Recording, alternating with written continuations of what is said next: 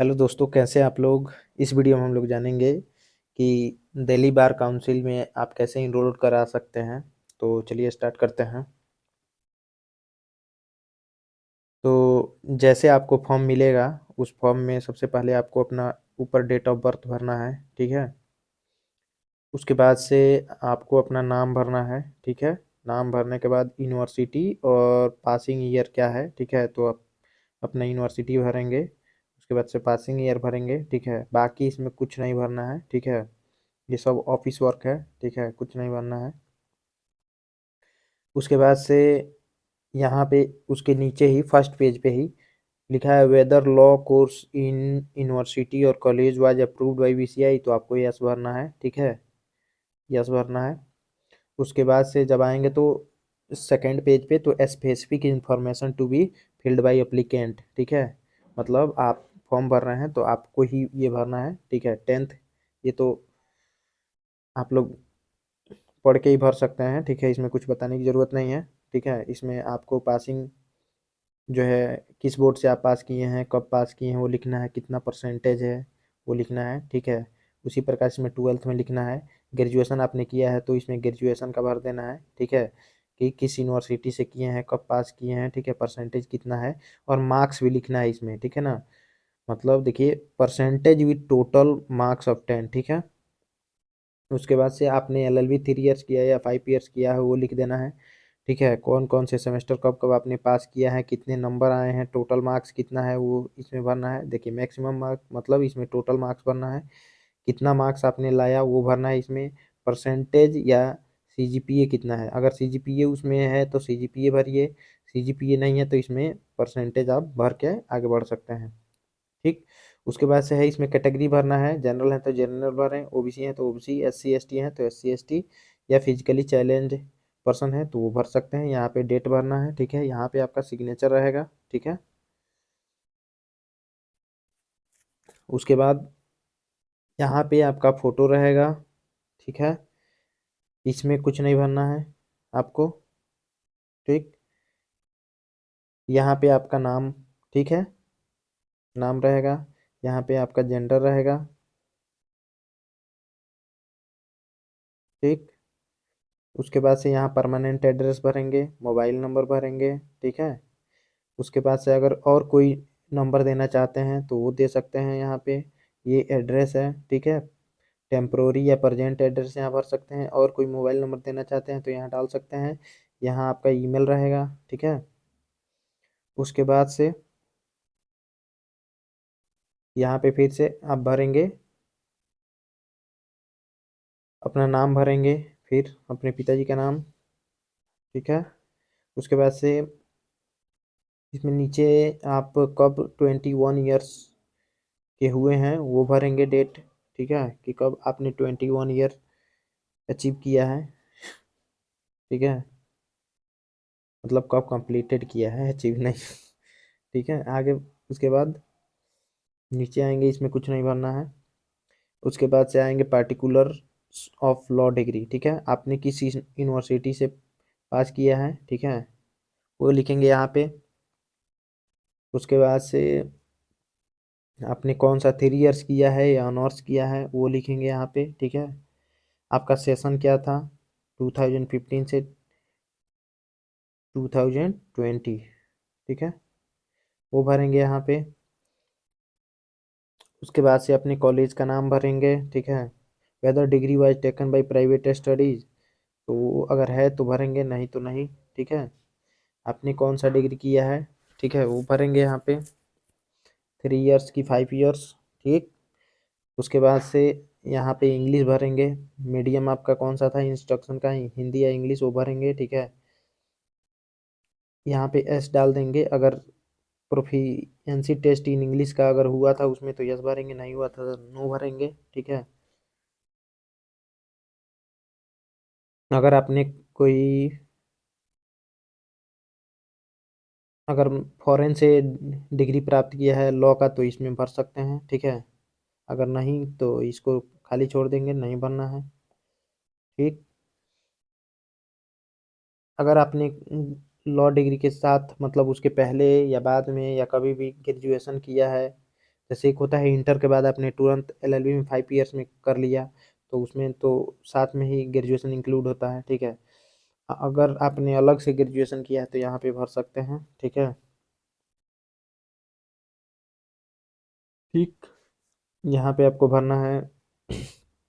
अगर आपने ट्रेनिंग कहीं से किया है, ठीक है, under section 24(1)(d) of advocate act, कहीं ट्रेनिंग आपने किया है तो यहाँ पे भर सकते हैं, कब पीरियड, मंथ, ठीक है, कौन से सीनियर एडवोकेट रहे वो भर सकते हैं, ठीक है, ये सब है। उसके बाद से इसमें यहाँ पे आपको भरना है, my course of study 3 years और 5 years had practical training passed any examination as required by bar council of India, ठीक है। यहाँ पे आपको अपने मतलब जो आप ट्रेनिंग किए हैं उसके बारे में यहाँ लिखना है। उसके बाद से यहाँ पे भरना है, declared I am not in the full part time employment. अगर आप कोई जॉब कर रहे थे कहीं पे भी तो भरना है, नहीं कर रहे थे तो आई एम नॉट, ठीक है। अगर आप कोई प्रोफेशन या बिजनेस में थे तो आई एम भरना है, और नहीं थे तो आई एम नॉट, ठीक। उसके बाद से अगर आप कहीं किसी प्रोफेशन में, सर्विस में कहीं भी थे तो डेट ऑफ ज्वाइनिंग, रिटायरमेंट, या मान लीजिए आप छोड़ दिए उसके बारे में यहाँ डेट डालना है, ठीक है।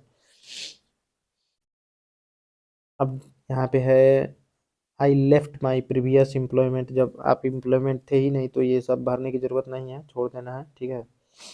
चलिए, अगर आप पे कोई डू यू हैव कन्विक्टेड, अगर आपको कभी कन्विक्शन हुआ है तो वो भरना है, नहीं हुआ है तो नो भरना है, हुआ है तो यस भरना है। यहाँ पे अपना साइन कर देना है भरने के बाद, सेल्फ डिक्लेरेशन, ठीक है। अगर आपके खिलाफ कोई केस पेंडिंग है तो यस भरना है, नहीं है तो नो भरना है, यहाँ पे अपना साइन कर देना है। आई हैव बीन डिसमिस्ड और सस्पेंडेड, अगर आप कोई सर्विस कर रहे थे आपको डिसमिस या सर्विस से हटा दिया गया है तो यस भरना है, नहीं हटाया गया तो नो भरना है, मतलब यहाँ दिया है, ठीक है ना। अगर मान लीजिए कि ऐसा आपके साथ हुआ है तो यहाँ पे आपको पार्टिकुलर्स बताना है, ठीक है, और रिलीवेंट जो कॉपी है उसको यहाँ पे मतलब अटैच करना है और अपना साइन करना है, ठीक है। चलिए, ये तो रुपया रुपया वाला तो ये तो जाएंगे तो खुद ही पता चल जाएगा। उसके बाद से यहाँ पे है certificate of good moral character, आपके एडवोकेट साहब भरेंगे ये, ठीक है। आप अपना नाम भर दीजिएगा, ठीक है, एड्रेस यहाँ भर दीजिएगा, ठीक है, और यहाँ पे आपके एडवोकेट साहब का साइन हो जाए, मतलब नाम उम हो जाएगा, has been to be personally a part of. अब वो आपको कितने साल से जानते हैं वो भर देंगे, ठीक है। वो आपको ये सब टेंशन लेने की ज़रूरत नहीं है, आप अपने सीनियर एडवोकेट के पास ले जाएंगे, जिनके पास 10 साल या उससे ज़्यादा का एक्सपीरियंस है उसी से आप साइन यहाँ करा लीजिएगा, मतलब वो सब आपको लिख देंगे कि कैसे आपको पहचानते हैं, ठीक है। वो डेट भर देंगे, हर चीज़ सिग्नेचर अपना कर देंगे, अपना वो मतलब इनरोलमेंट एडवोकेट का जो भी इनरोलमेंट डेट है, कब उसने उन्होंने एडवोकेसी कब से स्टार्ट की थी, अपना कॉन्टैक्ट नंबर इसमें भर देंगे, ठीक है। फिर दूसरे एडवोकेट, फिर से अपना नाम लिखिएगा, दूसरे एडवोकेट मतलब 2 एडवोकेट का इस पे साइन होना चाहिए जो आपको जानते हैं पर्सनली, ठीक है। वो अरे ले जाइएगा तो वो भर देंगे लोग, ठीक है, इसमें कोई वो नहीं है, ठीक। अब देखिए, अंडरटेकिंग, इसमें आपको डेट भरना है, ठीक, सिग्नेचर करना है। अब यहाँ पे है ऑर्डर ऑफ सीट, यहाँ पे आपको पूरा भर लेना है अपना, ठीक है, यहाँ पे भी भर लेना है, यहाँ पे डेट भर देना है। हालांकि ये ऑफिस वर्क के लिए है, ठीक है, पूछ लीजिएगा एक बार कि आपको भरना है कि नहीं ये लेकिन आपका नाम है तो आप भर सकते हैं। यहाँ पे देखिए ऑफिस रिपोर्ट, ये सब आपको कुछ नहीं भरना है, सब उधरी से भर के आएगा, ठीक है। यहाँ पे आप क्या क्या वहाँ सबमिट करेंगे, ठीक है ना। देखिए, प्रोविजनल डिग्री आपको देना पड़ेगा, डिग्री देना पड़ेगा, अटेंडेंस सर्टिफिकेट देना पड़ेगा, मार्कशीट देना पड़ेगा सभी सेमेस्टर का, ठीक। ग्रेजुएशन है तो वो देना है, ठीक है। ग्रेजुएशन का मार्कशीट और डिग्री दोनों देना है, ये डिग्री है, मार्कशीट है, ठीक है। पोस्ट ग्रेजुएशन अगर आपने किया है तो वो भी दे सकते हैं, ठीक है, मैंडेटरी नहीं है।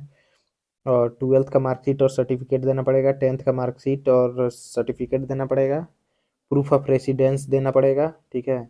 एफिडेविट देना पड़ेगा फ्रॉम 10th टू अपडेट, ठीक है। Affidavit of explanation of gap from, अगर आपका कभी गैप है तो उसके लिए एफिडेविट देना है। Affidavit intended to place of practice, ठीक है, इसके लिए भी एफिडेविट देना है। अगर आप पे कोई एफआईआर हुआ है तो उसका डिटेल भरना है, कास्ट सर्टिफिकेट आपको देना है, ठीक है।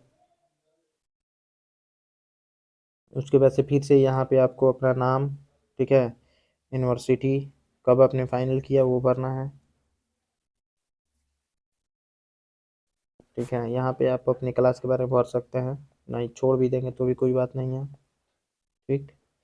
उसके बाद से ये अंडरटेकिंग फॉर्म आपको डाउनलोड करके मैनुअली हाथ से फिल करके और फिर से सबमिट करना पड़ेगा, अपना नाम, पिताजी का नाम, रेसिडेंस, ठीक है, कब आप इनरोल हो रहे हैं वो, आपका कोर्स कब से कब तक था वो भर के, डेट, अपना सिग्नेचर, फिर name, address, mobile number, email ID, ये भरने के बाद, ठीक है, ये मैनुअली सब डाउनलोड करके आप भर के फिर अपलोड करना पड़ेगा, ठीक है। यहाँ पे अपना फ़ोटो आइडेंटिटी कार्ड के लिए, ठीक है, वो लोग बताएंगे कि आपको कितना एक्स्ट्रा फ़ोटो देना है, ठीक है, आप दे दीजिएगा, ठीक है। यहाँ पे आप सब जो जो लिखा हुआ है भर देंगे, जैसे अपना नाम, ठीक है, पिताजी का नाम, ये सब आपको भरने की ज़रूरत नहीं है, आधार कार्ड नंबर भर सकते हैं, ठीक है। हम्म, ये आप भर सकते हैं, ठीक है, वेलफेयर फंड के लिए है जो भी, ठीक है। अपना नाम भरेंगे ब्लॉक लेटर में, पिताजी के नाम, एज भरेंगे, एड्रेस भरेंगे, ठीक है, टेलीफोन नंबर भरेंगे, मतलब एड्रेस भरेंगे, ठीक है। ये कब, जब आपका इनरोलमेंट हो जाएगा ना, जब आप लास्ट में जाएंगे तो आपको ये फिल करके देना है, ठीक है। यहाँ पे डिक्लेरेशन है, ठीक। सो थैंक्स फॉर वाचिंग, अगर वीडियो अच्छा लगे तो प्लीज़ लाइक सब्सक्राइब, ये आपको ज़्यादा सोचने की ज़रूरत नहीं है, जब ये आपका लास्ट में सब होता है, ठीक है ना, इनरोलमेंट के लास्ट में, ठीक। So thanks for watching.